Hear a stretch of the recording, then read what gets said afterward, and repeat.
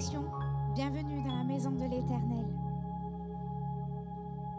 Le psaume 69, au verset 31, nous dit « Je célébrerai le nom de l'Éternel, je célébrerai le nom de Dieu par un chant. Je proclamerai ta grandeur par des louanges. » Voilà ce qui est agréable à l'Éternel. Je vais répéter le verset. « Je célébrerai le nom de Dieu par un chant. Je proclamerai ta grandeur par des louanges. » Et c'est ce que l'Éternel, il aime. Il aime qu'on le loue, il aime qu'on l'acclame, il aime qu'on l'exalte. Et c'est pour ça qu'il nous a créés. Nous allons le chanter, nous allons l'accueillir. Il nous a précédés dans ce lieu. Nous allons accueillir notre Dieu, notre Roi.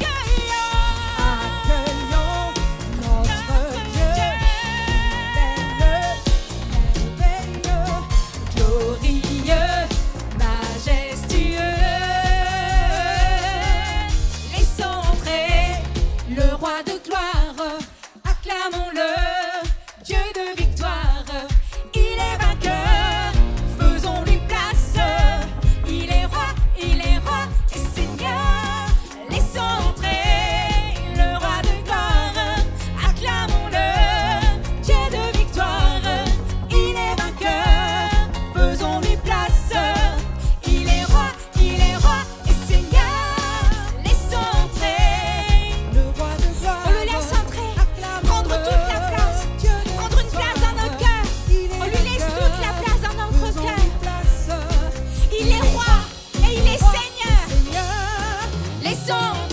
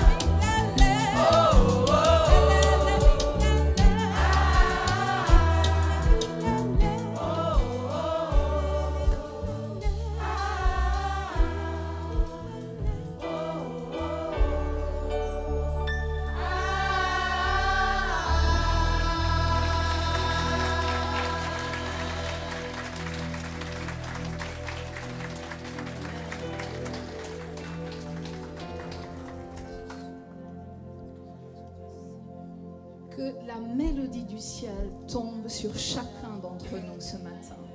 Que nous puissions nous laisser emporter, entraîner par l'Esprit et à louer Dieu, à l'adorer, à lui dire combien nous l'aimons, combien il est tout pour nous.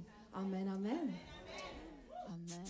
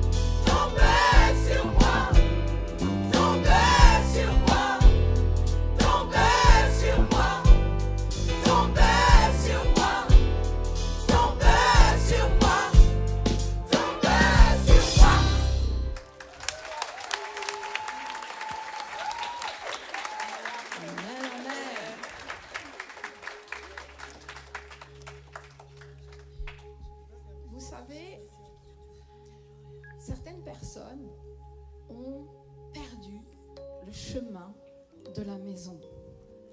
de la maison de l'Éternel. Ils ont oublié qu'il y a un Dieu qui les aime, un Dieu qui veut prendre soin d'eux, un Dieu qui est là pour eux. Ils ont oublié que ce Dieu-là est toute notre vie, toute leur vie. Et Dieu invite chacun d'entre nous à demeurer, à rester dans sa maison. Il invite toutes ces personnes qui ont oublié qui était Dieu à venir dans la maison. Reviens à la maison.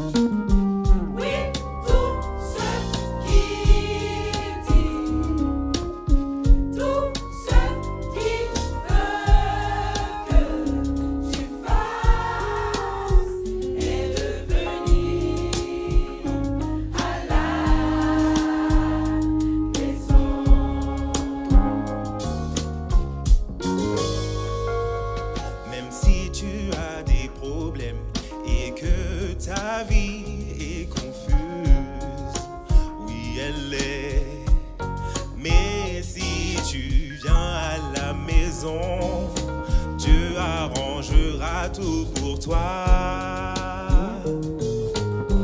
Oui, tout ce qu'il dit, tout ce qu'il veut que tu fasses et devenir, s'il te plaît, à la maison.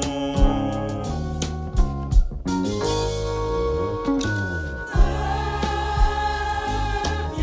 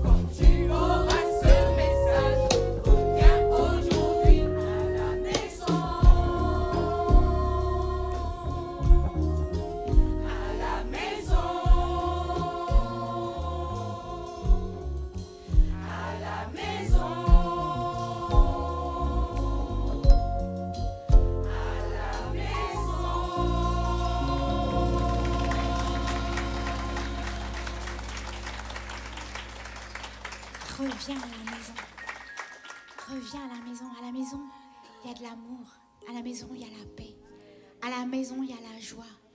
Jésus est là pour panser tes blessures, pour redonner un sens à ta vie. Reviens à la maison. Dans la maison de l'Éternel, il se passe des choses extraordinaires. N'avez-vous jamais été étonné de ce que Dieu peut faire? De ce que vous voyez un obstacle et vous priez et puis l'Éternel intervient. Vous ne savez pas ce qui se passe, mais vous voyez que la solution est là devant vos yeux. Et c'est extraordinaire et vous savez que vous avez un papa là-haut qui vous aime et qui intervient auprès de vous, qui intervient pour vous, qui combat pour vous. Loué soit Dieu. Le chant qui suit dit « Oh là oh là là, allez, allez, alléluia ». C'est un chant d'exclamation qui dit combien l'Éternel fait des merveilles dans la vie de chacun. Alors on veut chanter et on veut prier et on veut l'exalter et lui dire merci pour tout ce qu'il fait tous les jours de notre vie, à chaque pas qu'on fait avec lui. Je vais inviter nos sœurs à passer dans les rangs pour un autre moment de notre culte. C'est le passage des offrandes où on va récolter ce que vous avez mis à part pour le Seigneur. Et en même temps, nous allons chanter ce chant. Oh là là, que Dieu est merveilleux. Allez, allez, alléluia.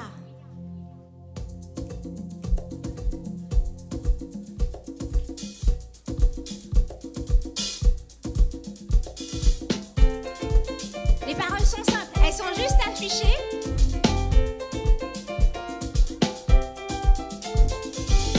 Il suffit juste de suivre la chorale. Alors ça donne ça. Oh là là, oh là là, allez, allez, alléluia.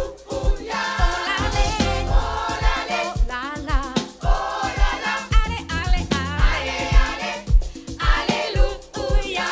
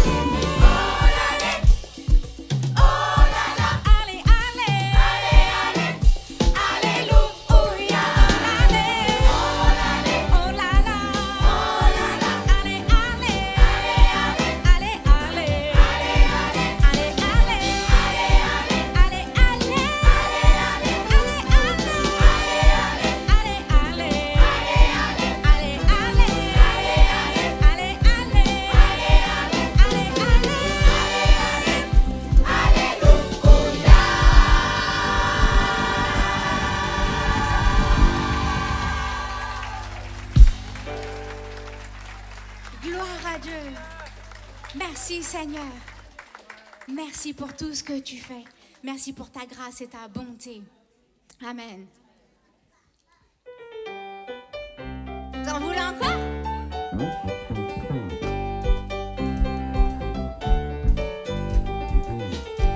Oh, sing la la. Oh, sing la la. Oh, sing la la. Oh, la la. Oh, sing la la. Oh, sing la la. Oh, sing la la. Oh, sing la la. Oh, la la. Oh, sing la la. Oh, sing la la. Oh, sing la la. Oh, la la. Oh, sing la la. Oh, sing la la. Oh, sing la la. Oh, la la.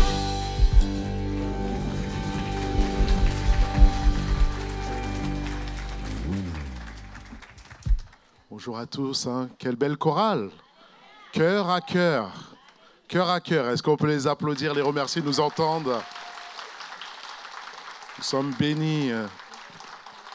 C'est le retour de la chorale à l'Église en action et nous sommes bénis par rapport à cela et on les encourage et on prie pour eux pour la suite encore, qu'ils nous fassent encore du bien. Alors j'aimerais t'apporter, j'espère que tu te portes bien, que tu vas bien par la grâce de Dieu. La suite du message d'il y a 3 semaines, du 2 avril, sur Saint-Esprit brûle en moi. Alors j'avais apporté une première partie, et voici une deuxième partie. On avait fait le comparatif entre le Saint-Esprit et le feu. On avait dit que le feu aussi, il communique comme le Saint-Esprit, la pureté, il communique la chaleur, il communique l'odeur, il communique la lumière et il communique la puissance.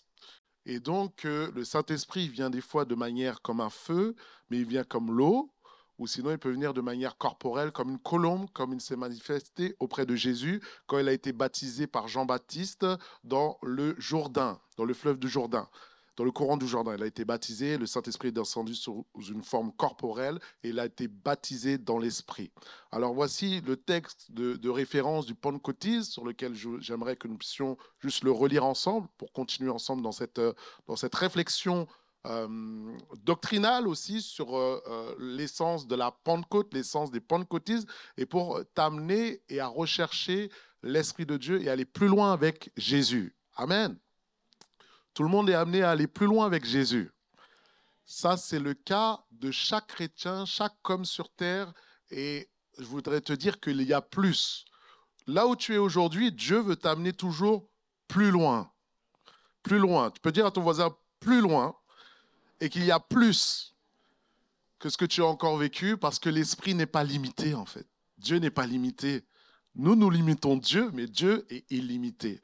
Alors voici Actes chapitre 2, versets 1 à 4 pour mettre les fondements de la réflexion qui nous dit « Le jour de la Pentecôte, ils étaient tous ensemble dans un même lieu. » Là aujourd'hui, nous sommes tous ensemble dans un même lieu. « Et tout à coup vint du ciel un bruit comme celui d'un vent impétueux. Il remplit toute la maison où ils étaient assis. Ils étaient assis tous ensemble dans la maison de Dieu. Ils étaient à peu près 120. Et des langues semblables à des langues de feu leur apparurent et séparées les unes des autres et se posèrent sur chacun d'eux. Et ils furent tous remplis ils ont été tous remplis du Saint-Esprit. Ils se mirent à parler en d'autres langues selon ce que l'Esprit leur donnait de s'exprimer. Ça veut dire qu'il n'y a personne qui n'a pas reçu sa Pentecôte, il n'y a personne qui n'a pas été oint par l'Esprit, qui n'a pas commencé à manifester le baptême du Saint-Esprit par ses parler en langue surnaturelle. Donc c'est pour ça on va prendre le temps d'expliquer un peu cela. Et nous souvenons que Jésus a beaucoup parlé du Saint-Esprit. Alors là, je viens de finir l'évangile de Jean. Et Jean-Baptiste avait prophétisé, a dit « Voici moi je suis venu pour baptiser d'eau, le baptême de la repentance, mais voici celui qui vient après moi est plus puissant que moi, et lui vous baptisera de Saint-Esprit et de feu. » Alléluia. Et donc on voit que Jésus a beaucoup parlé de l'Esprit, alors qu'il allait vers la fin, il allait mourir à la croix. On voit en Jean 15, versets 26 à 27, il dit « Quand sera venu le consolateur ?» Jésus est un consolateur, Dieu venir en homme. Mais il a dit, il y a un autre consolateur qui va venir, je vous enverrai de la part du Père. Dieu le Père veut envoyer son esprit. l'esprit de vérité qui vient du Père. Et il rendra témoignage de moi, dit Jésus, et vous aussi, vous rendrez témoignage parce que vous êtes avec moi dès le commencement. Alors, c'est dans le plan de Dieu et la réflexion de Dieu d'avoir agi par les prophètes, par la loi, par Moïse dans l'Ancien Testament. Après, il a agi par la grâce, la nouvelle alliance avec Jean-Baptiste qui a préparé le chemin avec le Messie qui est venu, qui a enseigné, qui est mort à la croix, qui est ressuscité, il est élevé à la droite du Père et il intercède pour toi. Que quelqu'un dise Amen. Et que maintenant que Jésus est monté à la droite du Père, il a dit j'intercède, je procède du Père, j'envoie le Saint-Esprit qui a été promis. Promis par le Père, dès l'Ancien Testament. Joël chapitre 2, verset 28. Mais voici, nous allons simplement nous poser la question, mais qu'est-ce qu'est le baptême dans le Saint-Esprit? Qu'est-ce que le baptême dans le Saint-Esprit pour éclairer la doctrine, la réflexion, la pensée? Il nous est dit qu'après ta conversion, il y a une deuxième expérience spirituelle que Dieu veut manifester dans ta vie, que tu as peut-être déjà manifesté. Et donc, de la même manière que tu es immergé dans l'eau quand tu te baptises d'eau, dans le baptême dans le Saint-Esprit, qui vient du grec baptiseo, tu es immergé dans la puissance de Dieu. Alléluia. Et donc, ce n'est pas simplement l'Esprit de Dieu qui habite en toi, la nouvelle naissance, mais il te remplit tout en toi. Ça, c'est le baptême de l'Esprit. Et donc, il est attesté de manière physique et visuelle et auditive par le parler en langue. Le parler en langue, c'est donc parler une langue par l'Esprit de Dieu, spirituelle ou naturelle, non donnée par l'intelligence, non donnée par ta capacité d'apprendre des langues physiques, mais c'est le Saint-Esprit qui t'inspire des choses surnaturelles. Alléluia. Donc c'est pour ça qu'on a besoin de comprendre le monde spirituel pour opérer dans le monde spirituel. Et la Bible est le manuel du Saint-Esprit, et le manuel de l'Esprit, et le manuel du rapport de la relation que Dieu veut avoir avec toi et avec moi. Et c'est pour ça qu'il a choisi le principe du parler en langue pour que tu puisses rentrer dans cette nouvelle dimension de la gloire de Dieu. Que quelqu'un me dise Amen. Que quelqu'un me dise Amen.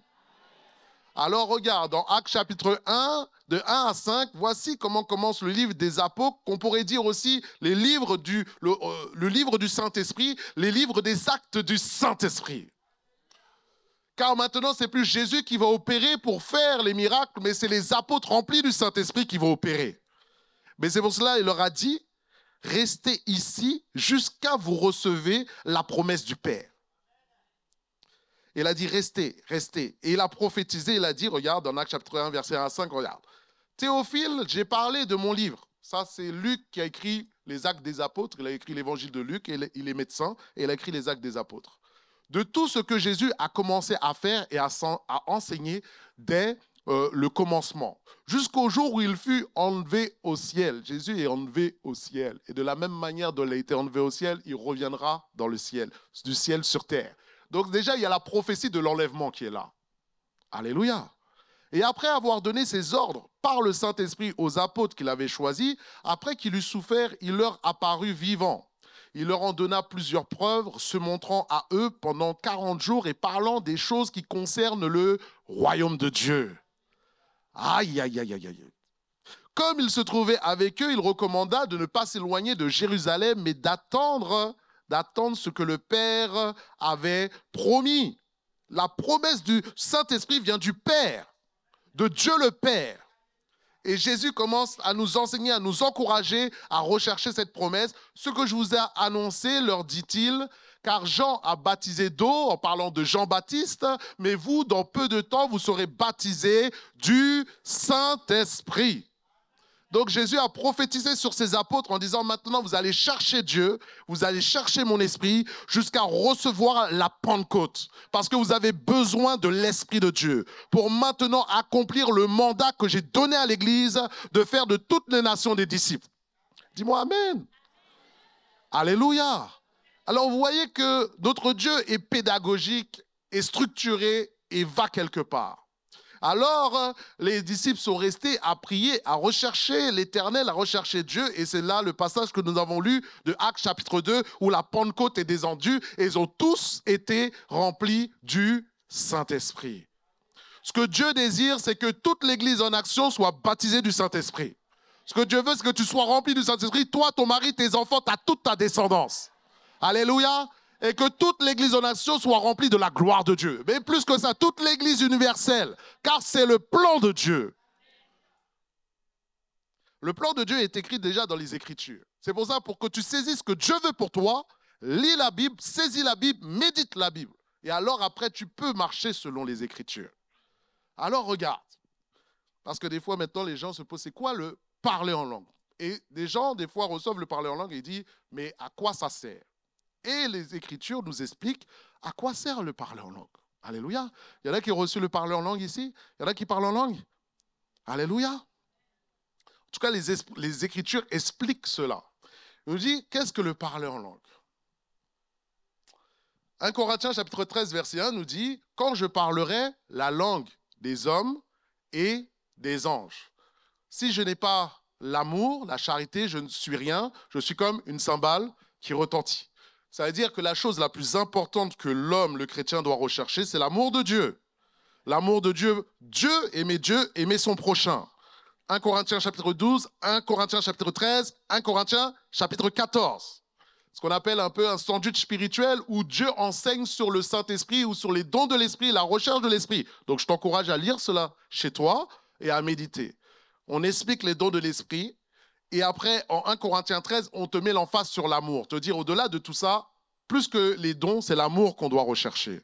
Et puis après, en 1 Corinthiens 14, il explique maintenant comment opérer dans les dons de l'Esprit. Tout est écrit. Alors, le parler en langue, on va voir qu'est-ce que c'est exactement et les diversités. Alors, on voit qu'en Actes chapitre 2, quand le Saint-Esprit est descendu, ils ont commencé à parler en langue, et ils ont commencé à parler des langues qui sont connues. Puisque les gens, il y avait toutes les nations, il nous dit que toutes les nations des cieux, toutes les nations sous les cieux étaient à Jérusalem. Et quand ils ont entendu le bruit, le tremblement, ils sont venus, ils sont accourus et ils ont entendu ces hommes, alors qu'il y avait des gens qui venaient de Rome, il y avait des gens qui venaient de Crète, il y avait des gens qui venaient du Liban, il y avait des gens qui venaient des contextes d'Iran, de Libye. Ah, c'est intéressant, hein? Et on voit que c'est les apôtres, les serviteurs de Dieu, où les disciples ont commencé à parler dans une langue compréhensible. Et alors, ils entendaient cela, ils entendaient qu'ils étaient en train de donner de l'adoration, de la gloire à Dieu. Eux ne comprenaient pas la langue qu'ils étaient en train de dire, mais eux se sont dit, mais comment cela se fait-il que ces gens sont en train de parler dans notre langue des choses de Dieu alors qu'ils sont, c'est des Juifs? Des merveilles de Dieu. Alors, les gens, c'était un signe pour les nations. Alors, il y en a qui sont venus et se sont moqués. On se dit, mais ils boivent du vin doux. Ils sont bizarres, ces gens. Mais non, ce n'est pas du vin doux, c'était le Saint-Esprit qui était descendu. C'est pour cela que là, ce qui était manifesté, c'est le xénolalie. Le xénolalie, en grec, c'est de parler une langue terrestre, parce qu'il y a des milliers et des milliers de langages sur Terre. Ça veut dire, quand tu parles en langue, tu peux parler un langage que tu ne comprends pas, mais qui existe sur Terre. Est-ce que tu me suis? Donc ça, c'est... Et quelqu'un peut entendre ce langage et peut entendre les merveilles de Dieu, ce qui peut se passer dans l'Église quand aussi des dons sont manifestés. Donc, des langues terrestres. Mais il y a aussi, la Bible nous parle aussi, là, dans 1 Corinthiens 13, des langues des anges. Donc, ça veut dire qu'il y a bien un langage spirituel, céleste, où les anges parlent dans une langue particulière. Alléluia. Un langage céleste. Et donc, nous pouvons penser que quand tu parles en langue, tu peux parler une langue spirituelle et la langue des anges, une langue surnaturelle qui n'est pas compréhensible au monde naturel, mais qui est compréhensible dans le monde spirituel. C'est ce qu'on appelle le glossolalie. Alléluia. Le xénolalie et le glossolalie. Et donc, dans ces langues qui sont manifestées, pourquoi maintenant parler dans ces langues-là? C'est que quand tu parles en langue, il est dit que tu t'édifies toi-même. À quoi sert de parler en langue? 1 Corinthiens chapitre 14, verset 1. Celui qui parle en langue s'édifie lui-même. Qu'est-ce que veut dire s'édifier? C'est-à-dire se bâtir, c'est-à-dire se construire, c'est-à-dire se fortifier. On dit la foi vient de ce qu'on entend vient de la parole de Christ. Quand vous entendez la parole, vous êtes en train de nourrir votre âme. Quand tu parles en langue, tu es en train de nourrir la vie spirituelle qui est en toi et tu es en train de te remplir et te fortifier pour faire face au combat, faire face aux situations ou pour faire le service que Dieu t'a donné. Dis-moi amen. Alors c'est pour cela, édifier en grec, c'est oikodomeo. Donc il nous a dit que nous sommes la maison de Dieu. Tu es le temple du Saint-Esprit. Est-ce que quelqu'un est le temple du Saint-Esprit ici? Est-ce qu'il y a quelqu'un qui habite à Jésus-Christ habite en lui?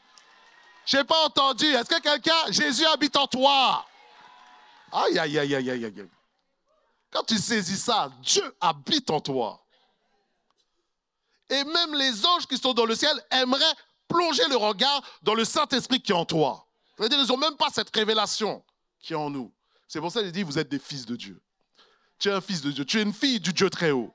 Réalise qui tu es. Réalise qui tu portes. Réalise qui est en toi. C'est ce que nous dit les Écritures.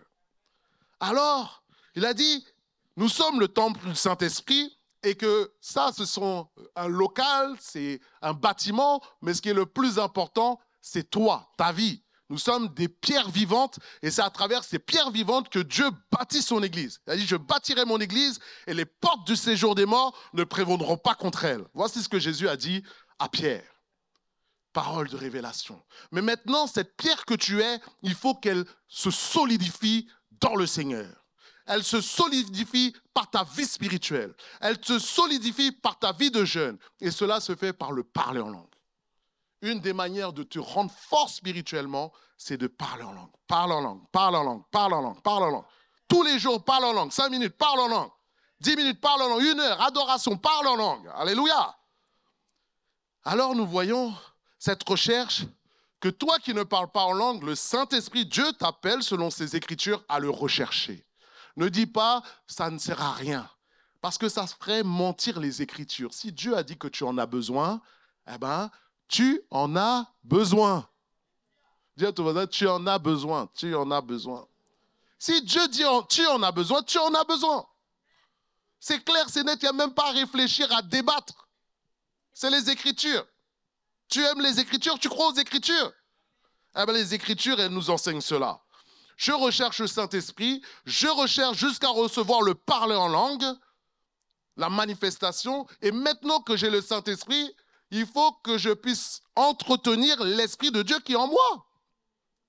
Ça veut dire que c'est toi qui décides de parler. L'Esprit des prophètes est soumis aux prophètes. Ta bouche ne s'ouvre pas toute seule pour parler en langue. Tu as le choix d'ouvrir la bouche ou ne pas l'ouvrir. Tous les jours. Alléluia. Donc toi, tu vas au travail, tu vis des combats, mets l'adoration dans ta voiture et parle, 1 demi-heure, tu es là. Tu vas voir que tu vas sortir de là fort et encouragé. Alléluia. Regarde ce que dit Jésus. Waouh, Jésus, lors de la Pâque, Jean chapitre 7, verset 37, le dernier jour, le grand jour de la fête, c'est-à-dire la Pâque. On vient de fêter la Pâque. On vient de fêter la Pâque. Jésus mort et ressuscité, élevé à la droite du Père et qui intercède maintenant pour tout son peuple. C'est ce qui s'est passé, c'est ce que nous avons fêté la semaine dernière. Mais maintenant, nous sommes dans cette partie. Nous sommes exactement, selon le calendrier romain, dans le cadre maintenant de Jésus ressuscité qui est avec ses disciples et qui est en train de les enseigner pendant 40 jours. Jusqu'à, tu vas voir, on va fêter la fête de la Pentecôte. Alléluia. Il est resté là, à les enseigner pendant un temps, à rester là pendant ces 40 jours qui étaient là, dans lesquels nous sommes. Il leur a enseigné les choses du royaume de Dieu. Si Jésus serait sur terre, il te prêcherait la Bible. Si Jésus serait sur terre, il t'enseignerait la parole de Dieu. Parce que c'est ce qu'il a fait. Il l'a fait avant, il l'a fait après, et il l'a fait quand il a été ressuscité, il a pris ses disciples, il a continué à leur parler l'enseignement. Ah.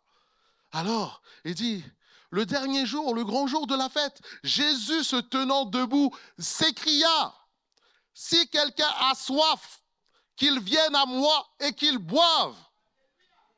Celui qui croit en moi, des fleuves d'eau vive couleront de son sein. » Oh, oh, des fleuves d'eau vive couleront de son sein. Comme dit les Écritures. Donc là, il se rappuie sur l'Ancien Testament. Et il dit cela, et regarde maintenant l'explication, il te donne l'explication. Il dit cela de l'Esprit qui devait recevoir ceux qui croiraient en lui. Est-ce qu'il y a des gens qui croient en Jésus ici? Est-ce qu'il y a des gens qui croient en Jésus? Les fleuves d'eau vive viennent sur toi. Les fleuves d'eau vive viennent sur ta famille. Les fleuves d'eau vive viennent sur ta descendance. Jésus a prophétisé sur ta vie. Jésus a prophétisé sur ton service. Jésus a prophétisé sur ta vie. Ah, des fleuves d'eau vive. C'est pour ça. Excuse-moi si je suis un peu... Excuse-moi, hein? Pardonne-moi. Hein? L'Esprit de Dieu. Alors, laisse-moi te donner cette explication. Est-ce que tu as un portable? Tout le monde a un portable maintenant. Hein? Ton portable, iPhone, smartphone, Android, je ne sais point, ton téléphone, tu le charges. Tous les jours ou tous les 3 jours. Il y en a, c'est toutes les 5 heures. Et ils ont les batteries rechargeables avec, au cas où. Hein. Et ton téléphone, quand il n'est pas chargé, eh ben, malgré qu'il est puissant, tu fais en 5G, là, tu fais des appels jusqu'au pays, au Congo, en WhatsApp, en vidéo. Mais quand il n'a pas d'énergie, il ne fonctionne pas. Ils peuvent avoir toutes les applications du monde, ça ne fonctionne pas. De la même manière, ta vie est un portable. Tu es un portable. Et tu as besoin d'être relié, d'être branché à la prise. Cet branchement, c'est Jésus-Christ. Le cordon, c'est Jésus. Et le cordon, tu rattaches à quoi? À la centrale nucléaire. La centrale nucléaire, elle donne l'énergie. Elle est limitée. Elle donne de l'énergie, de la puissance. La centrale énergie, c'est le Père qui est dans le ciel, qui est illimité. Et son énergie est disponible pour toi. Pour donner la force, pour te donner l'amour, te donner la paix, te donner la joie. Mais dis Amen! Mais dis-moi Amen! Pour te donner la vie en abondance continuellement. Branche-toi au Saint-Esprit. Et alors l'énergie qui est communiquée, l'électricité qui passe en toi, c'est le Saint-Esprit. Et là le Père est manifesté, la Trinité est manifestée. Le Père, le Fils, le Saint-Esprit est manifesté en toi. Le Père est dans le ciel, Jésus est dans ton cœur et la puissance du Saint-Esprit est sur toi. C'est ce que Dieu veut pour ta vie, pour chaque chrétien. Dis-moi Amen. Alléluia. Alors, regarde, l'apôtre Paul disait, mais moi je parle plus que vous tous. Donc l'apôtre Paul, sa force, c'était le parler en langue. Une de ses forces, c'est qu'il parlait. Des nuits de veillée, de prière, parler, de rester dans la présence de Dieu. La puissance ne vient pas comme ça. L'autorité ne vient pas comme ça. Elle dépend de ta vie et de ta connexion avec Dieu. Elle dépend de ton obéissance au commandement de Dieu. Elle dépend de ta méditation et ta recherche de la parole de Dieu. Elle dépend de ta vie de jeûne, de prière, ton obéissance, ta soumission au service que Dieu t'appelle à faire. Et même les offrandes sont comptées, dit le Seigneur.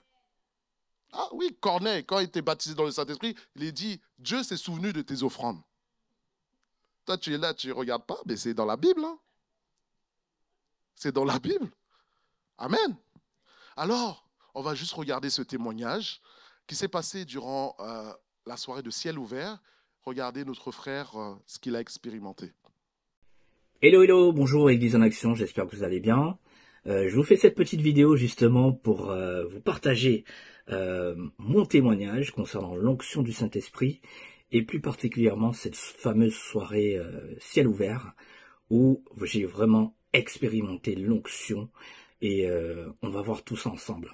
Alors ce qu'il faut que vous sachiez tout d'abord, c'est que très franchement,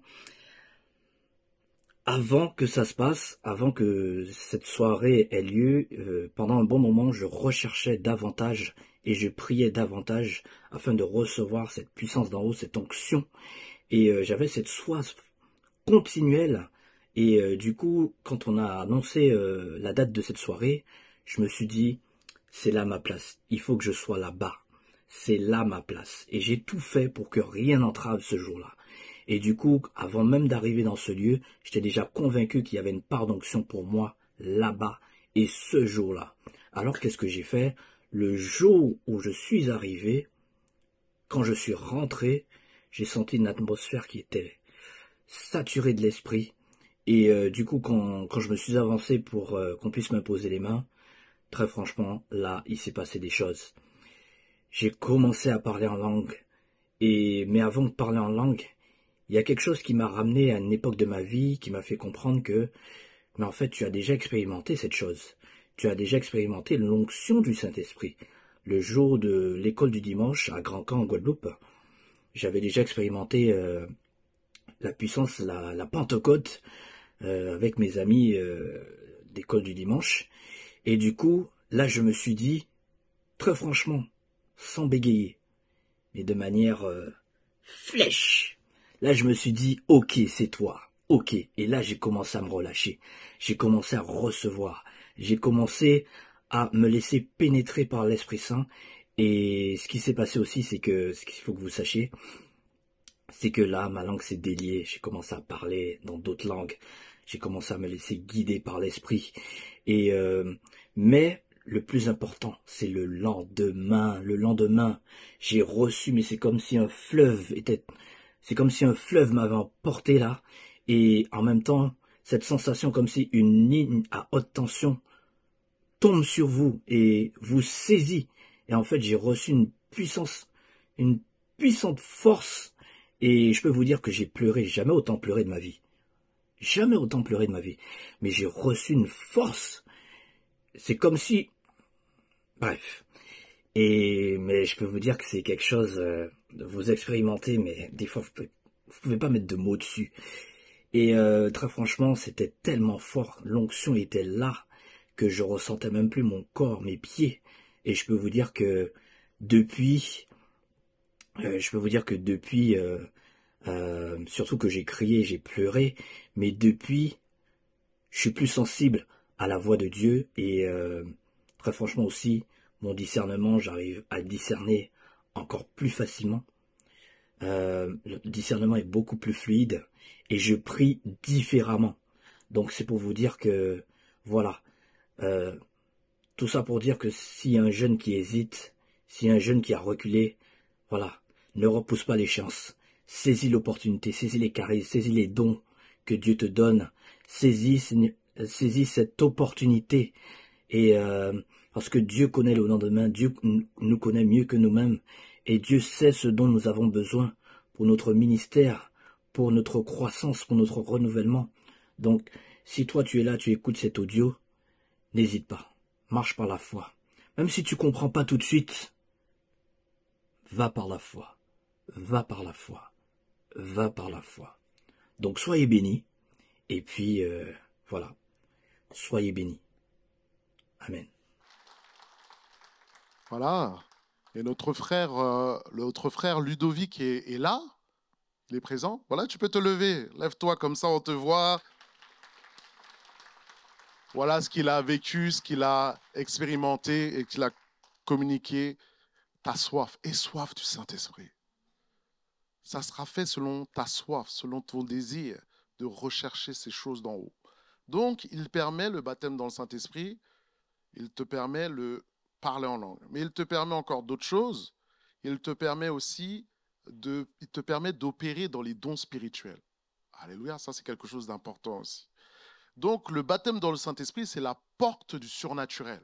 C'est la porte pour que l'Esprit de Dieu commence à t'utiliser dans les charismes, les 9 dons spirituels qui sont donnés en 1 Corinthiens chapitre 12, versets 7 à 11. Je vais les lire. Il nous est dit, or, à chacun, la manifestation de l'Esprit. À chacun, la manifestation de l'Esprit pour l'utilité commune. L'utilité, ça veut dire pour le don spirituel n'est pas pour toi, mais pour bénir le peuple de Dieu. C'est toujours pour bénir ton frère et ta sœur. C'est non pour s'enorgueillir et pour dire, moi j'ai ça. Non, c'est pour glorifier le nom de Jésus. Alléluia. En effet, à l'un est donné par l'Esprit une parole de sagesse, à une autre une parole de connaissance selon le même esprit, à un autre la foi par le même esprit, en fait le don de foi exactement, à un autre le don des guérisons par le même esprit, à un autre le don d'opérer des miracles, et à un autre la prophétie, à un autre le discernement des esprits, et à un autre la diversité des langues, et à un autre l'interprétation des langues. Un seul et même esprit qui opère toutes ces choses, les distribuant à chacun comme il le veut. Donc, quand nous voyons là les 9 dons spirituels spectaculaires de Dieu, nous voyons 3 listes qui se dégagent. Les dons d'inspiration. Dans les dons d'inspiration, la prophétie, don des langues, don d'interprétation. Maintenant, c'est là où je vais mettre une précision. Quand on parle du don, il y a une différence entre le parler en langue et le don des langues. Et des fois, il y a confusion. Le parler en langue, on vient de l'exposer à Actes chapitre 2. Tout le monde parle en langue et le parler en langue est pour tout croyant par le baptême dans le Saint-Esprit. Mais maintenant, le don des langues, c'est de donner un message surnaturel de Dieu comme une prophétie qui demande le don d'interprétation des langues. Alléluia. Donc, il y a une personne qui donne un message de Dieu, mais dans une langue inconnue, ou Zenolali ou Glossolali, que nous ne comprenons pas, et qui a besoin que quelqu'un vienne interpréter, et c'est-à-dire interpréter, ça veut dire traduire ce qui a été dit ici, nous, en français. Donc voilà déjà cette différence. Tout le monde n'est pas appelé à avoir le don des langues, tout le monde est appelé à avoir le parler en langue, mais pas le don des langues. Je continue. Après, les dons de révélation, la parole de connaissance, la parole de sagesse, le don de discernement des esprits. Ça, c'est des choses qu'on a enseignées aussi. Vous pouvez retrouver sur la chaîne YouTube de l'Église en Action. Chaque don qu'on a expliqué avec les pasteurs. Et après, le don de guérison, le don de miracle, le don de foi, c'est les dons de puissance. Donc, il nous est dit, voici ce que l'apôtre Paul, qui a développé cette réflexion, cette pensée par la révélation du Saint-Esprit, il nous est dit, 1 Corinthiens chapitre 14, verset 31, aspirez aux dons les meilleurs. Donc, ça veut dire que nous sommes poussés, Dieu nous pousse, alors que maintenant nous sommes dans le fleuve de l'Esprit, à rechercher les choses célestes, les choses de Dieu, pour pouvoir être plus efficaces dans le monde terrestre et pour bénir l'Église, mais bénir les gens qui sont autour de nous. Alléluia. Et révéler que Dieu existe. Et donc, il nous dit, je vais encore vous montrer une voie par excellence, aspirer aux dons spirituels, et c'est lui aussi de prophétie particulièrement. En effet, celui qui parle en langue celui qui parle en langue ne parle pas aux hommes, mais à Dieu. Quand tu parles en langue, dans ton parler en langue, tu es en train de t'édifier, de donner de l'adoration, de donner des louanges au Père Céleste. Tu ne comprends pas, mais tu te fais du bien. Car personne ne le comprend. C'est intéressant comment la Bible, elle est pédagogique, elle explique clairement. Personne ne comprend ce qu'il dit. Et c'est en esprit qu'il dit des mystères, d'une manière surnaturelle. Mais celui qui prophétise, au contraire, parle aux hommes, les édifie, les exhorte et les console. Celui qui parle en langue s'édifie lui-même, mais celui qui prophétise édifie l'Église. C'est pour cela que quand il y a la prédication, il y a aussi une dimension prophétique parce que Dieu veut qu'on entende sa parole. Alléluia. Et quand vous entendez sa parole, ça vous fait du bien. Quand je vous dis « ayez foi en Dieu », ça motive ta foi, ça t'encourage. Mais si je te parle en langue, ça va pas t'édifier. C'est pour ça qu'il est important dans l'Église, les uns les autres, de nous encourager les uns les autres, nous soutenir les uns les autres, prier les uns pour les autres, et aussi de prier à haute voix, parce que ta prière aussi édifie les autres. Alléluia. La louange nous édifie, nous emmène dans la présence de Dieu. Nous sommes dans une caractéristique des choses spirituelles, et les choses spirituelles sont invisibles. Donc, après le baptême de le Saint-Esprit, recherche et soupire aux dons spirituels.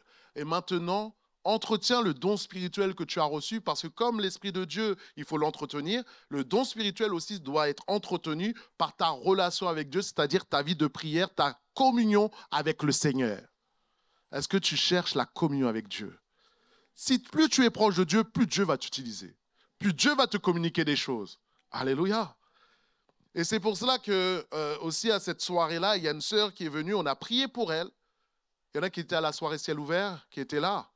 Et alors, elle a dit qu'elle avait son bras, qui était témoin, qu'elle n'arrivait pas à monter son bras plus haut que ça. Je ne sais pas si elle est là. Et puis quand on a prié pour elle, elle a levé les bras. Elle a levé comme ça, et elle a tourné avec ses bras.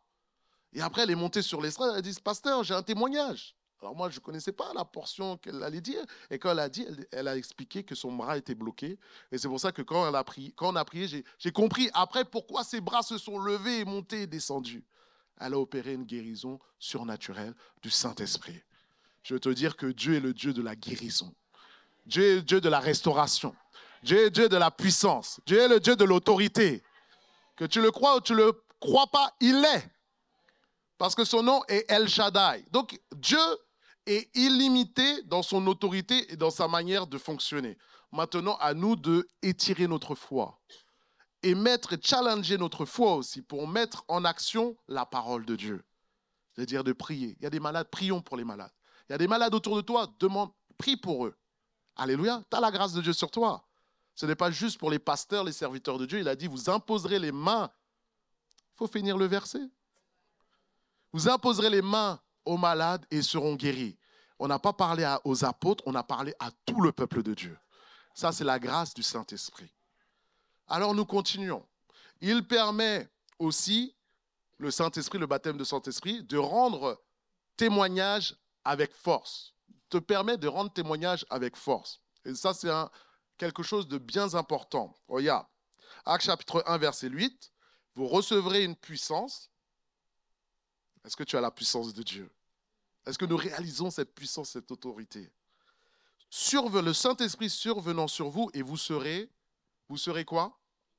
Mes témoins. Le Saint-Esprit a été envoyé sur toi, le baptême dans le Saint-Esprit a été mis sur toi pour un but. Et le but, c'est d'être témoin de Jésus, c'est-à-dire de parler de Jésus avec assurance, avec force. Et vous serez mes témoins à Jérusalem, dans toute la Judée, dans la Samarie et jusqu'aux extrémités de la terre. Comprenez qu'on est dans un contexte de persécution, dans un contexte où Jésus est mort parce qu'il était le Messie. Donc il fallait une force surnaturelle qui était donnée de la part de Dieu pour pouvoir rendre témoignage avec force. Parce que n'oublions pas que l'objectif ultime de Dieu sur terre, c'est de sauver un maximum d'hommes. C'est de sauver tous les hommes sur terre, de sauver tous les peuples et de les amener à lui par le Saint-Esprit afin qu'ils reçoivent Jésus comme Seigneur et Sauveur et que leur nom soit inscrit dans leur livre de vie. Ça, c'est l'objectif le plus important pour Dieu. Et pour ça, il veut t'utiliser. C'est pour cela qu'il nous a dit que Jésus était oint du Saint-Esprit de force, Jésus de Nazareth, pour pouvoir accomplir, aller de lieu en lieu, faisant du bien et guérissant tous ceux qui étaient sous l'empire du diable, car Dieu était avec lui. Car Dieu était avec lui. Et de la même manière que Jésus maintenant a marché sur terre, baptême d'eau, baptême du Saint-Esprit, revêtement de puissance, opération dans la puissance, il veut que nous agissions de la même manière. Tu peux t'identifier, baptême d'eau, baptême du Saint-Esprit, don spirituel, et maintenant opérer, parler, prêcher, enseigner, évangéliser. Alléluia.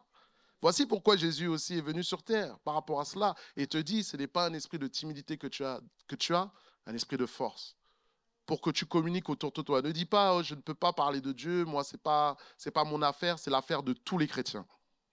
C'est l'affaire de tous les chrétiens et il y a un enjeu de paradis et d'enfer parce que le paradis existe, mais l'enfer existe aussi.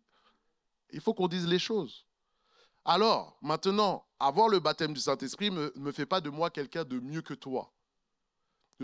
On n'est pas plus les uns que les autres, notre valeur ne change pas devant Dieu, nous sommes aimés de Dieu. L'amour de Dieu ne change pas. Tu es aimé de Dieu. Et il a prouvé à la croix, regarde ce que Jésus a fait à la croix. Si tu doutes de l'amour de Dieu. Mais maintenant, il dit que quand tu es baptisé dans le Saint-Esprit, ton statut spirituel change. Ça veut dire que, est-ce que tu peux mettre la diapo, au lieu d'avoir un pistolet, parce que nous sommes dans une guerre spirituelle, tu as un bazooka. Un bazooka.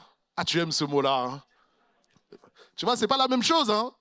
Quand tu envoies un boulet, là, mais dans le monde spirituel, il y a les démons, il y a les anges, tout ça. Donc, plus tu es équipé, plus tu es dérange, plus tu peux opérer et faire des dégâts dans le monde spirituel. J'ai dit, plus tu peux faire des dégâts dans le monde spirituel. Cherche l'équipement de Dieu, cherche l'autorité de Dieu, cherche la puissance de Dieu. Parce que eux, les démons, ils veulent tout faire pour détruire les hommes sur terre. Mais nous sommes envoyés pour faire le bien. Nous sommes envoyés pour bénir. Nous sommes envoyés pour amener la lumière, la vie autour de toi, quelles que soient les ténèbres qui sont là. C'est pour ça qu'il dit, toute occasion, bonne ou mauvaise, pour parler du Seigneur autour de toi. Parler du Seigneur. Et laisse-moi te raconter une histoire. Tu me permets? Alors, c'était il y a un mois, au mois de mars. Au congrès des pasteurs, il y a des restaurants, il y a un hippopotamus. On est allé manger. Et souvent, quand on a les conférences, à midi, il n'y a pratiquement que des pasteurs qui sont là. Donc, le lieu, il est loin. Vraiment. Là, la ville, elle est lointe, en fait. Parce qu'il y a 500, 700 pasteurs qui sont là, de toute la France. Et les gens, il y avait un serveur qui était là, il me regarde et il me dit « Ah, mais vraiment, on sent la différence avec vous. Vous êtes des gens de bien. » Toi, tu es là, tu es en train de boire ton café, tu vois. Tu es juste en train de manger. Mais tu vois qu'il voit une différence de comportement entre les gens qui sont dans le Seigneur et les gens qui n'y sont pas, voyez. Et là, il me dit, ah, vous êtes des gens de bien. Ah, je dis, ah, ça. Et après, tout d'un coup, il me dit, mais moi aussi, je suis quelqu'un de bien. Je dis, j'ai rien demandé. Hein.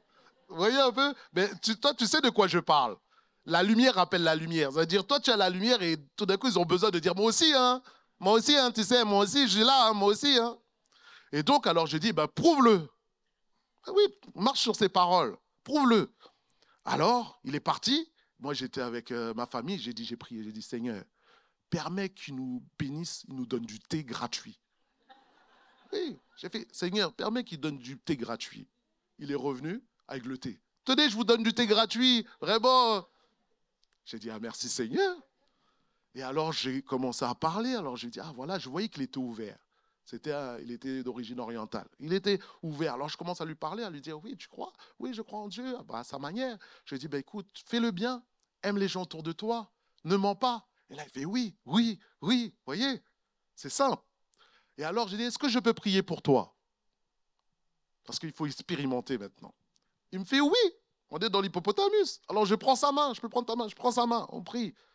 Tu ne pars pas en intercession pour les nations, là. Tu pries. C'est cadré, 30 secondes, 1 minute. L'Esprit de Dieu est là. Seigneur, bénis-le, agis dans sa vie, fais ta grâce. Fais-lui du bien. Révèle-toi à lui. Après, j'ouvre les yeux. Je dis, ah, j'ai chaud, j'ai chaud, j'ai chaud. Et effectivement, il avait une grosse goutte de sueur comme ça. Et après, il me dit, je sens des frissons dans mon corps, dans tout mon corps. J'ai dit, ah, est-ce que ça t'est déjà arrivé? Ah non, j'ai jamais reçu ça de ma vie. Et même quand je suis en train de vous parler, je sens encore les frissons. J'ai dit, ah, nous, on sait c'est quoi. On sait c'est quoi. Le Saint-Esprit. Le Saint-Esprit n'est pas limité d'agir que dans l'Église. Il agit en dehors. Il t'accompagne en dehors au travail. Il est disponible pour se manifester. Alors je lui ai dit, voilà, le Seigneur t'aime, Dieu t'aime. Et alors là, évangélisation par YouTube. Ben écoute, tu vois le message, marchons dans la joie sur YouTube, voilà, j'ai des messages. Ben écoute ça. Ah ben oui, ben c'est super, parce que là, en fait, je finis le travail, je rentre chez moi, et ben là, en rentrant chez moi, je vais écouter le message. Alléluia. Il y a des opportunités qui nous sont données pour parler de Jésus. Prends l'opportunité simplement. Avec simplicité, l'Esprit de Dieu va t'accompagner. Amen. Nous continuons. Dans une autre pensée, c'est que le baptême du Saint-Esprit qui est en toi, le Saint-Esprit aussi te permet d'avoir plus d'assurance. Plus d'assurance dans ta vie chrétienne et dans la vie de tous les jours, dans le fonctionnement de l'Église. Qu'est-ce que je veux dire par là? Comme j'ai dit, le Saint-Esprit qui est en toi, ce n'est pas un esprit de timidité, c'est un esprit de force, d'amour et de sagesse. Ça, c'est ce qui est en toi. Et souvent, on dit, ah, mais moi, je suis timide, c'est mon caractère, je suis comme ça. Oui, mais Dieu, il y a plus en toi, en fait. Tu vois ce que je veux dire? Et c'est pour ça que des fois, des personnes, quand ils ont reçu quelque chose de Dieu, je leur dis, mais il faut que tu témoignes. Il faut que tu témoignes. Et là, elle me dit, ah non, non, non, pasteur, ah non, non, non. Parce qu'elle va prendre le micro, parler devant tout le monde, là. Prier dans l'église. Ah, il faut que je prie à haute voix, mais je sens l'esprit me pousse, j'ai envie de prier. Mais, j'ai peur, j'ai le cœur qui palpite. Le Saint-Esprit est là pour te pousser à prier. C'est lui qui te pousse à évangéliser, à témoigner. La force du Saint-Esprit est là pour que tu accomplisses ton service dans ta vie chrétienne de tous les jours. Alléluia. Mais ça va te demander de sortir de ta zone de confort. Alléluia. Moi aussi, Dieu m'a fait de moi un leader d'intercession. Des premiers ministères que j'ai eus, c'était là. Mais avant, j'étais dans l'église. Quand il y avait la prière, le mardi, il fallait élever la voix. Et là, tu as le cœur qui palpite. Est-ce que quelqu'un a déjà connu ça? Mais je ne te regarde pas, hein. C'est pas toi. Ça, c'est pas toi. Mais moi, tu as le cœur et tu as envie de prier, tu as envie de prier. Et puis après, la réunion s'achève et tu n'as pas prié, mais la frustration. Et j'ai dit plus jamais. Alors j'ai commencé à sortir de ma zone de confort, à élever la voix dans l'assemblée. Alléluia. Mais je ne savais pas que c'était ma formation pour être un leader d'intercession. Je ne savais pas que j'étais appelé à devenir pasteur à ce moment-là. C'est pour ça que tout le monde est appelé à sortir de sa zone de confort. Dis à ton voisin, sors de ta zone de confort. Et tu lui dis, comme toi tu sors, moi aussi je vais sortir, parce que tu vas me montrer le chemin. Alléluia. Et c'est vrai.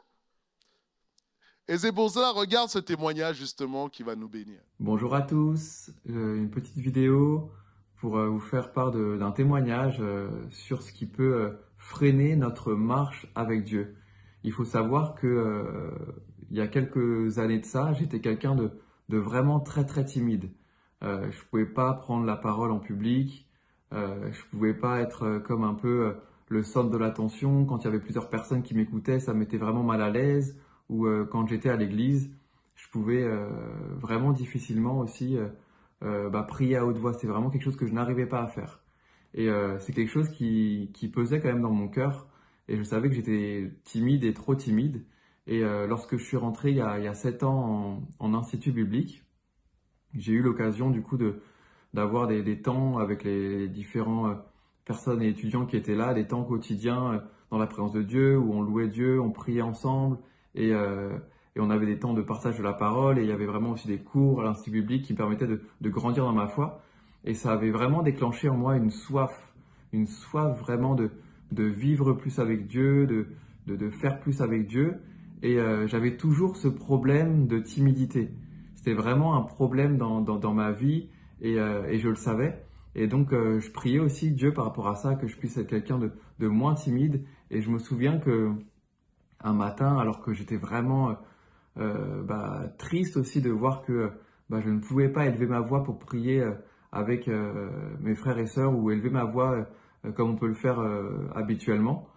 Et j'avais tellement soif, je me souviens d'un matin, j'avais tellement soif, tellement envie de prier aussi et de célébrer Dieu, que poussé vraiment par le Saint-Esprit, je me suis mis à élever ma voix et je me suis mis à prier. Je me suis mis à prier, et je me souviens qu'il y avait le directeur de l'Institut biblique qui s'est retourné, il se demandait qui priait parce que j'avais jamais prié avant.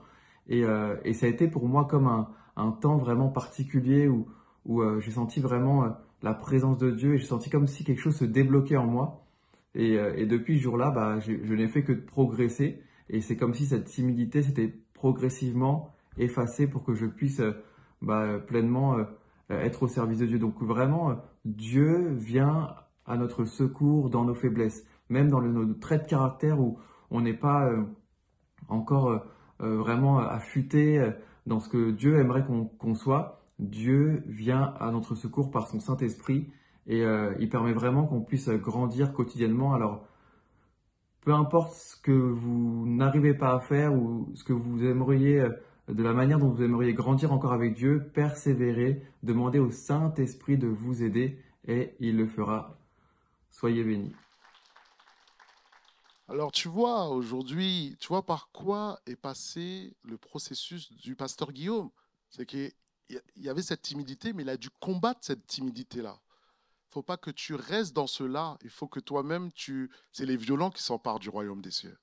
C'est les violents. Il y a une violence spirituelle pour prier, pour servir et pour aller de l'avant. Donc, je t'encourage. Et il y a une sœur ce matin, en écoutant ce témoignage, elle m'a dit « Mais oui, moi aussi, pasteur, alors là, c'était pour moi. Parce que moi, le mardi, je ne lève pas la voix. Je suis là, j'ai envie, mais j'ai peur de ce que les gens vont dire et tout ça. Pense à ce que Jésus va penser de toi. On ne prie pas pour les gens, on prie pour Jésus, pour glorifier le nom du Père. Quand tu as cette optique-là dans la tête, non, tu ne peux pas rester la bouche fermée. Alléluia. Donc, il y a quelqu'un qui a un défi mardi. Je crois qu'il ne va jamais avoir autant de gens qui vont lever la voix. Prends le défi. Alléluia. Donc, nous continuons dans cette dernière partie. Et le baptême du Saint-Esprit, qu'est-ce qu'il te permet? Il te permet d'accomplir ton ministère ou ton service avec puissance et autorité. Alors, souvenez-vous, Pierre, avant la Pentecôte, Jésus lui a dit, avant que le coq chante, tu me renieras 3 fois. Parce qu'il lui a dit, mais je suis prêt à mourir avec toi, Jésus. Parce que Jésus a prophétisé sur sa mort. Il a dit, je vais mourir et ressusciter. Il avait déjà prévenu ses disciples. Mais vous savez comment il est, Pierre. Pierre, c'était l'impulsif, c'était, je suis prêt à aller jusqu'au bout du monde avec toi. Je vais mourir avec toi. Jésus l'a recadré directement. Et effectivement, le coq a chanté. Et lui, il a pleuré. Et lui, il est parti. La tête basse. Mais maintenant, regarde ce qui s'est passé. Alors qu'il a obéi, qu'il est en Actes chapitre 2, il a cherché Dieu. Il a reçu le baptême dans le Saint-Esprit. Ce n'est plus le même Pierre, pardon. C'est plus le même Pierre. Il s'est levé, il a prêché l'évangile avec autorité. 3000 âmes sont venues au Seigneur. Il a prêché encore. 5000 âmes est venues au Seigneur. Et comprend qu'on est dans un contexte de persécution, dans un contexte où ils viennent de tuer le Seigneur Jésus. C'est-à-dire les responsables religieux pharisiens, ce n'est pas des rigolos là. Ils ne blaguent pas. Il y a Caïphe, il y a Anne, il y a Alexandre, il y a ces personnes qui sont là. Et là, il n'était plus face à une dame âgée. Il était là face au chef religieux qui avait le pouvoir, entre guillemets, de les emmener en prison. Et il allait souvent en prison, Pierre. Et là, on voit mais ils veulent le tuer et lui disent, on t'interdit de parler en ce nom, d'enseigner en ce nom, parce que le peuple, suite à une guérison, commençait à venir autour des apôtres, autour des disciples. Alors, il nous est dit que les chefs religieux qui étaient remplis de jalousie, parce que pourquoi ils ont crucifié Jésus? Ils étaient jaloux. La jalousie est un péché. Et donc, là, ils ont voulu faire la même chose avec Pierre. Mais là, Pierre se lève, c'est un Pierre extraordinaire. Et il se lève rempli du Saint-Esprit, nous dit la parole. Et en Actes chapitre 4, il prie, alors qu'il y a les menaces, il dit, Seigneur, vois les menaces qui sont devant nous. Vois l'opposition qu'il y a, qui sont devant nous. Regarde, verset 27. En effet, contre ton saint serviteur Jésus, que tu as oint, Hérode et Ponce Pilate, les autorités se sont liguées contre cette ville avec les nations, avec les peuples d'Israël pour faire tout ce que ta main, ton conseil avait arrêté d'avance. Maintenant, Seigneur, vois leurs menaces et donne à tes serviteurs d'annoncer ta parole avec une pleine assurance, en étendant ta main pour qu'ils se fassent des guérisons, des miracles et des prodiges par le nom de ton saint serviteur Jésus. Quand ils eurent prié, le lieu où ils étaient assemblés trembla. La puissance de Dieu. Ils furent tous remplis du Saint-Esprit et ils annonçaient la parole de Dieu avec assurance. Donc tu vois, et là on appelle ça en termes théologiques une deuxième Pentecôte. Ils étaient déjà nés de nouveau, baptisés du Saint-Esprit, il était rempli de l'Esprit, mais le Saint-Esprit, ça se renouvelle. Alléluia. Continuellement, il ne faudra jamais arrêter de renouveler le Saint-Esprit. Donc, ils ont cherché Dieu et ils ont été à nouveau tous remplis du Saint-Esprit et ils ont pu continuer à faire le service et le ministère. Je ne sais pas les combats que tu vis, je ne sais pas les situations, les oppressions qui sont devant toi, mais Dieu t'appelle face aux menaces, face aux combats qui sont devant toi, à venir dans la prière, à exposer dans la prière tous les problèmes que tu vis, et à dire, Seigneur, maintenant, remplis-moi de ton Saint-Esprit pour me donner la force de faire face au combat.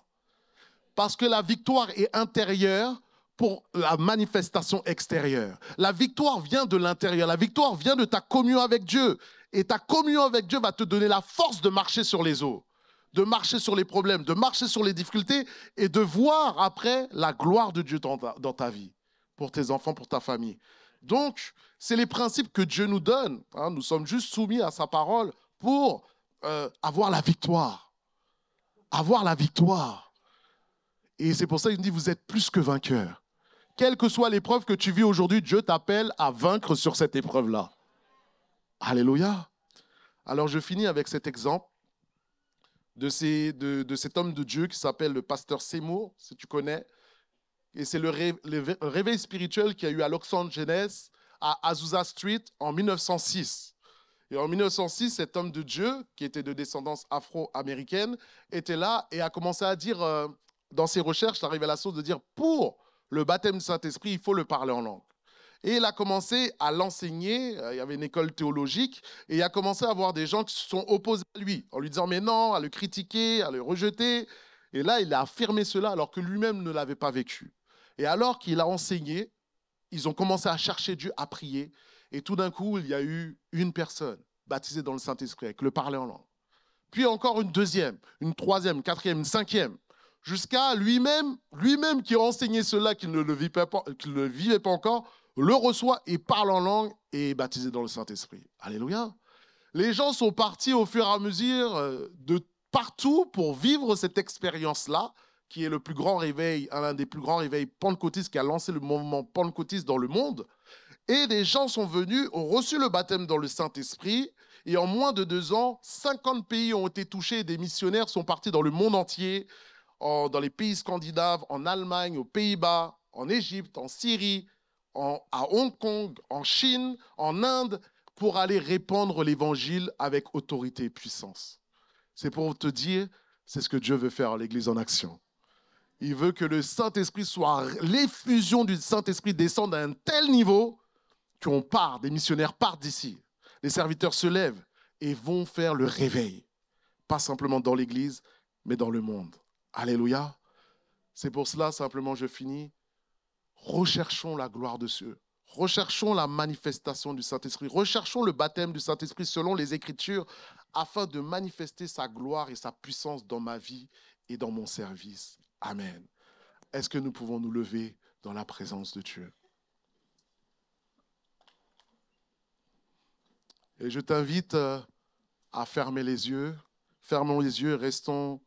Connecte-toi à l'Esprit de Dieu parce que Dieu est omniscient, donc il est présent. Il est présent là par son esprit. Et soyons dans sa présence. Reste connecté par sa présence. L'Esprit de Dieu qui est en toi se connecte au Père qui est dans le ciel par Jésus-Christ. Et simplement alors, Saint-Esprit, viens. Viens dans ce lieu. Répands-toi dans ce lieu. Ta présence se répand dans ce lieu. Car quand nous invoquons ton nom, tu descends et tu tombes comme la pluie. Tu aimes ton peuple, tu nous aimes chacun. Fais ton œuvre, fais ton ministère. Nous voulons vivre les choses du ciel, les choses que tu as prévues. Alors mon premier appel, c'est si toi tu ne connais pas encore le Seigneur Jésus, l'Esprit de Dieu maintenant te touche et te convainc. Je t'invite simplement à lever la main là où tu es. Je vois ta main. Je vois ta main, je vois ta main. Simplement d'accepter Jésus comme Seigneur et Sauveur. Car c'est la chose la plus importante sur terre. Y a-t-il d'autres personnes qui veulent encore lever la main et accepter Jésus? Gloire à Dieu. Les mains se lèvent dans ce lieu. L'église soit en prière, je vois ta main, enfant. Qui consume-moi, consume-moi. Dans ta présence, je m'abandonne à ta gloire, pour ta gloire. Alors, fais cette prière avec moi, que toute l'Église répète avec moi. Seigneur Jésus, je te remercie pour ta parole. Je te reçois dans mon cœur comme Seigneur et Sauveur.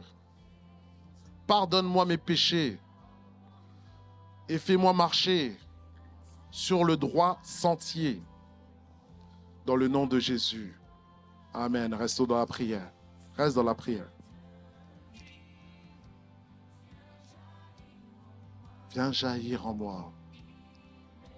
Immerge-moi ta bonté.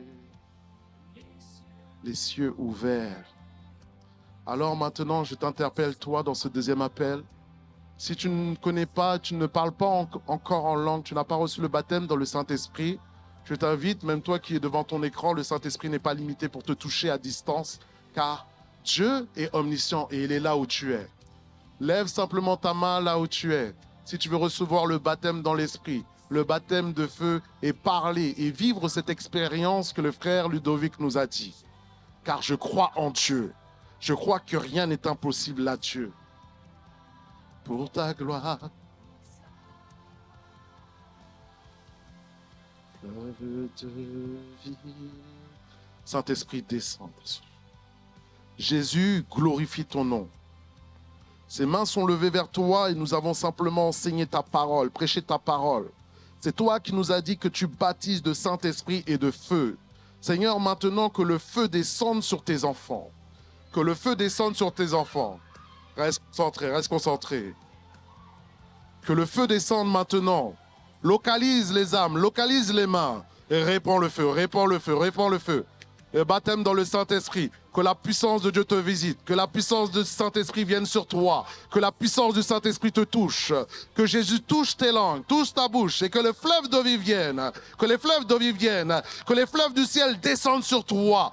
Au nom de Jésus-Christ de Nazareth, baptise ton peuple dans la puissance.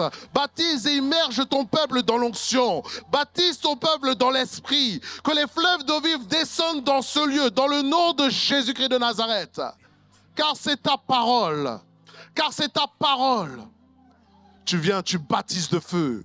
Tu viens, tu baptises du Saint-Esprit. Tu saisis les bouches. Tu saisis les mains. Tu saisis les cœurs. Tu nous saisis de toi, car nous avons besoin de toi. Et sans toi, nous ne pouvons rien faire. Alors révèle l'Esprit. Révèle-toi, Esprit de Dieu. Bénis ton peuple. Bénis l'Église en action. Continue à œuvrer au plus profond de notre être, de notre âme, car nous avons besoin d'être remplis. Renouvelle ceux qui ont besoin d'être remplis. Renouvelle ton Église dans l'Esprit. Renouvelle ton Église dans la présence. Renouvelle la soif de chercher Dieu, la soif de vivre les choses du ciel. Bénis-nous et garde-nous en toi. Au nom de Jésus-Christ de Nazareth. Et nous disons Amen. Applaudissons le Saint-Esprit. Amen.